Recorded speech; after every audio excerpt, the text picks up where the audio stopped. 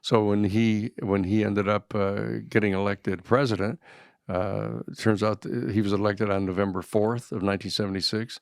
On the 19th of November, well, he was still down in Plains, Georgia. He hadn't even come to Washington yet.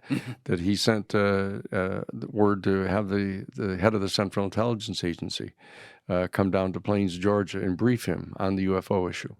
And it turns out that the CIA director at that time was George H.W. Bush, and that he refused to brief him, saying that he, as the president-elect, he had no need to know this information, which surprised President Carter.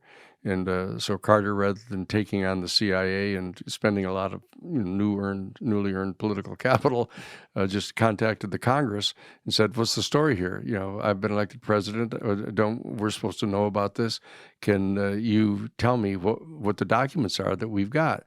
And so that they referred it to the Science and Technology Committee of the House of Representatives, and they contacted the Congressional Research Service, which is this big professional service research operation they have at the Library of Congress. And so they set up a special investigation and research project. Now, I didn't know anything about it when it happened. I mean, I'd met Carter when he was a candidate, because I was at Jesuit headquarters down there in Washington, D.C., and I was in the public policy office of they call it the social ministry office at the Jesuit headquarters.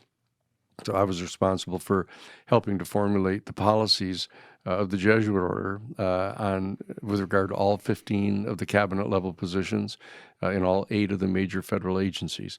And so one afternoon in early May, I guess it was probably, of 1976, I was over in DuPont Circle by where our headquarters is, right on Embassy Row. And I ran into they had a new headquarters there during the primary.